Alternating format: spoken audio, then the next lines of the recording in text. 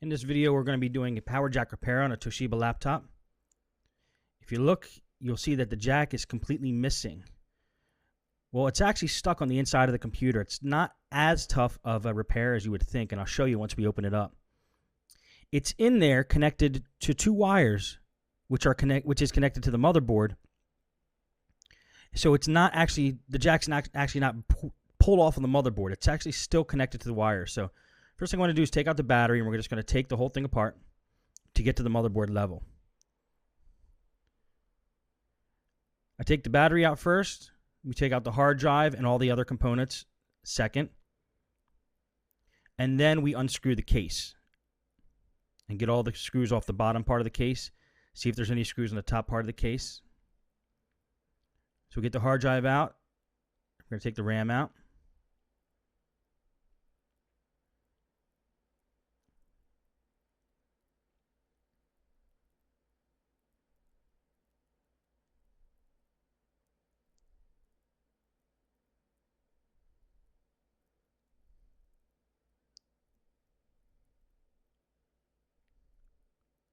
Just checking if there's any other components that need to come out.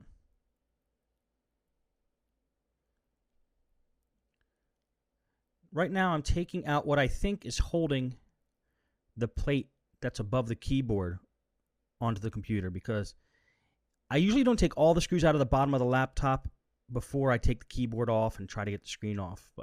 So I'm taking out what I'm guessing are screws that might be holding that plate above the keyboard on. And then I'll flip the laptop over. I'll check to see if those screws were holding it on. If not, no big deal. I had to take these screws out anyway.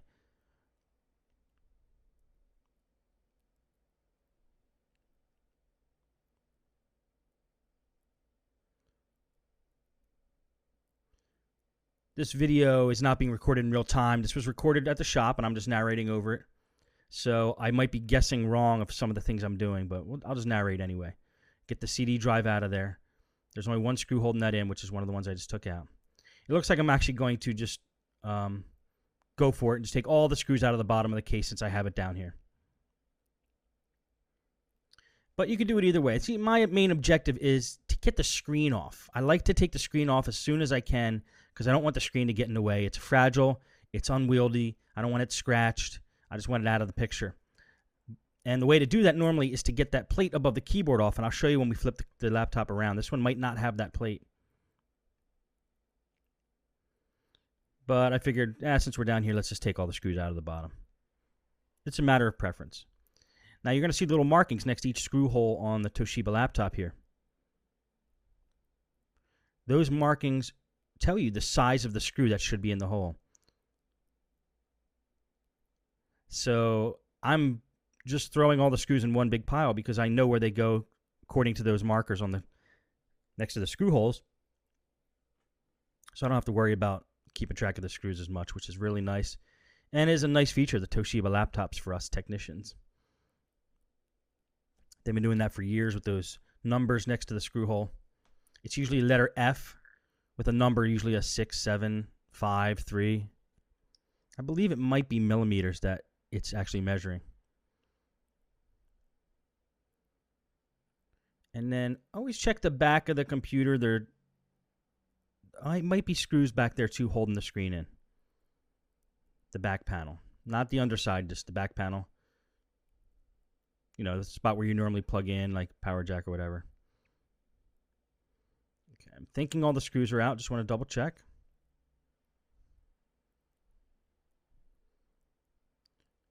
Now this is a newer model I've never worked on before, so I'm checking now to see if there's a plate holding the keyboard in.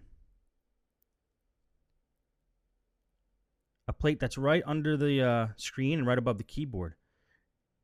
And this one doesn't have a plate, but you'll see what it does have once I figure it out. Because right now I'm in the process of figuring it out. How do I get the keyboard off is my question now. How do I get the keyboard and the screen off? You feel around, you look around, you see if there's a plate above the keyboard, below the screen. It's usually the key that when that plate comes off, and if you watch in earlier laptop videos, that's usually the key to getting the screen off, getting the keyboard off. And I can't seem to find one. Sometimes, especially with Vios, it's all one piece. and you have to find a different way to get the screen and keyboard off. But I think the solution will present itself here. If it doesn't, I'm going to fast forward it till I get to it. This is what takes time in the laptop video or the laptop repairs, guys. Figuring out how to get these babies apart.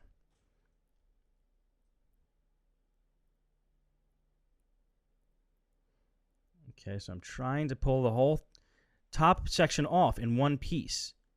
It's very unlikely, though, it comes off in one piece because that keyboard is in there pretty solid. It's probably screwed in somehow.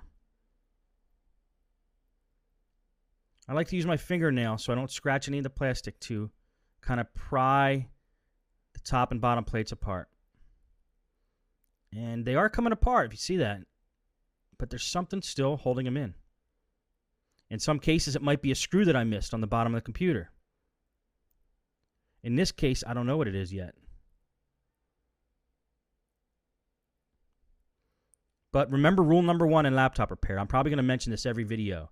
If you have to force it, you're doing something wrong. It's probably going to break. If you have to force anything apart in a laptop repair, don't do it. Stop and find out what's holding it in.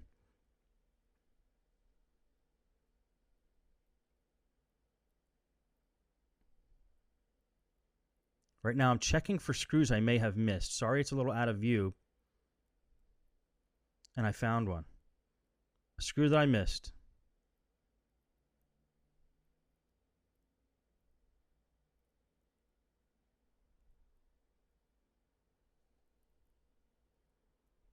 Now let's see if it comes apart. Still prying along the edge. Not forcing it. Knowing that if it's not coming apart, something's holding it in.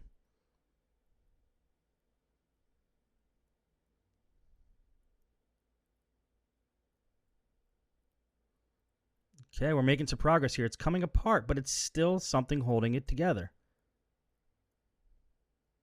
It could be a ribbon cable, but you know, these laptops have to be designed so that technicians can take them apart too, like Toshiba technicians. So if it is a ribbon cable, it's unlikely that that's the only thing holding it in because you'd have to reach your hand all the way under the keyboard. And it looks like I'm onto something here. If I was a little brighter, I would have found this in the first place. There's a plate, a real small plate above the keyboard. Comes right off. And voila. Screws to hold the keyboard on. Now we're getting somewhere.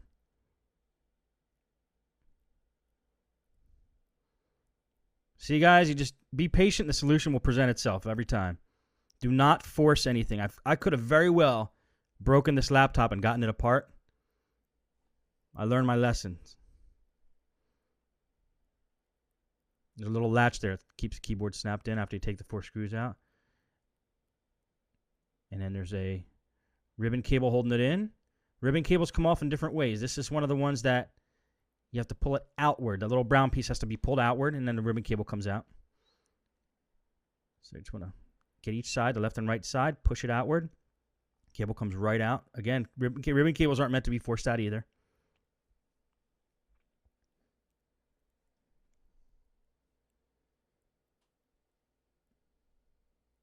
And then the other ribbon cable there was for the mouse pad probably. Let's get the keyboard out of the picture. Now let's see if there's any screws or anything else that needs to be disconnected before we take the top off the computer. A couple more ribbon cables. Once you see that you're able to get to the ribbon cables, unhook them because they're probably going to be the reason the thing won't come apart in the end. Now let's try taking the top off and see if it's a little bit easier this time.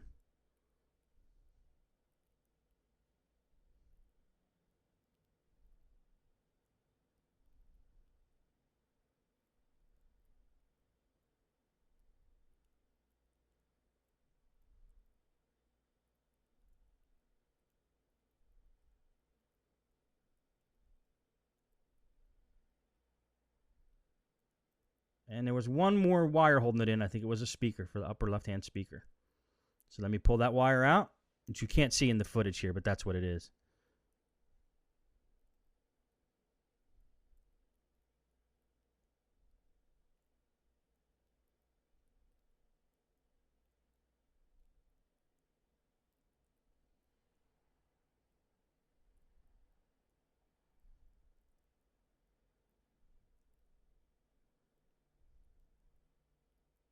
The wire doesn't want to come out. Sometimes the best way to pull those out is just with your fingers, getting your fingers in there. And there we go.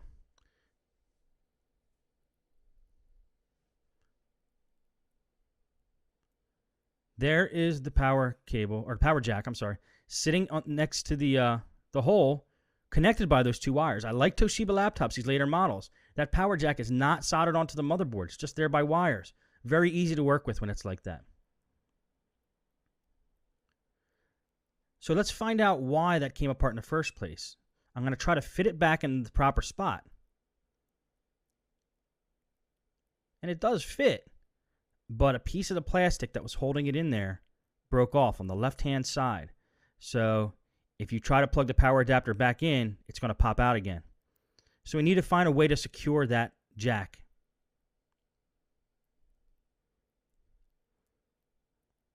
See, it slides in right where it should be, but only the right side plastic is holding it in. So what I'm going to do now is try to find a way to fasten that jack in there so it doesn't move. And here's the solution I came up with. We're going to use a black screw, which is going to screw into the bottom of the laptop through a hole and attach to a standoff that you would use on a motherboard. That standoff is going to be a post, basically, that's going to hold the jack into place. I'm going to put it right up against the back of the jack, drill a hole directly under where that standoff is, screw the black screw through the bottom of the laptop into the standoff, and it's not going to go anywhere once we do that. And that's how the layout's going to be. I'm using a black screw for aesthetic reasons, so it doesn't stand out on the underside of the laptop or look like I did a hack job or anything like that. And then that jack isn't going to go anywhere.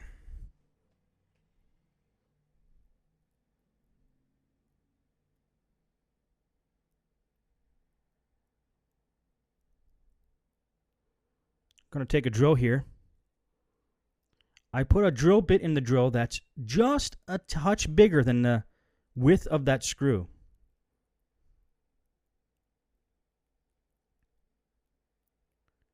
You don't want to have too small of a hole that the screw is threading through because the standoff is threaded. You just want to have a screw that's going to fit gently through. You don't want to make the hole too big, otherwise it's not going to gain any traction. It's going to come loose. It might rip through the bottom of the laptop. Now this drill has about 2 seconds left of charge in it, so I just put something under the laptop to hold it up. And the battery just died, but it was enough for me to make a hole. You can see some of the shards of the black plastic coming up through the hole and sitting in the laptop now, which I'll clean up in a second. Just going to put the drill bit back. It's a good thing to do, guys. When you use a tool, put it back where you found it. Don't keep your space messy. I like working in a clean space. I'm going to pull out those shards there so they're not jiggling around inside the laptop when we're done.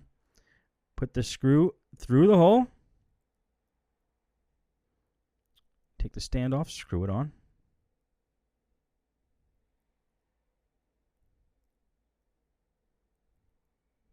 And then as that standoff gets tighter, it's going to become very rigid up against the back of the power jack.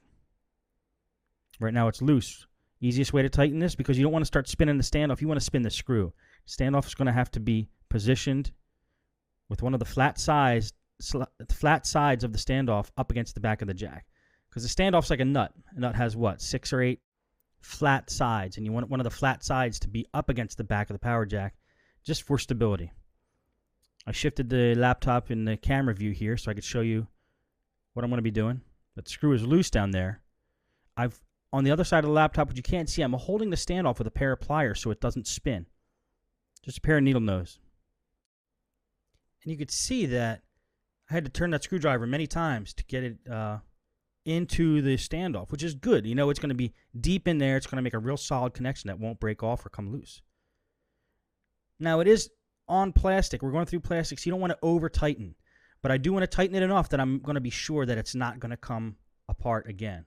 So I'm going to give it a few extra turns here. Make sure it's tight. Another advantage is that the standoff is sitting on top of a piece of metal in the laptop, which I'll show you in a second. And this is the finished product for the jack repair. So that's what the finished product looks like. There's a side view. So the last thing to do is put everything back together, which I did by speeding up this video, because it's pretty much exactly how you take the thing apart. Right now I'm putting all the ribbon cables back in. After I put the cover back on, get all the wires that were on there connected, put all the screws back in.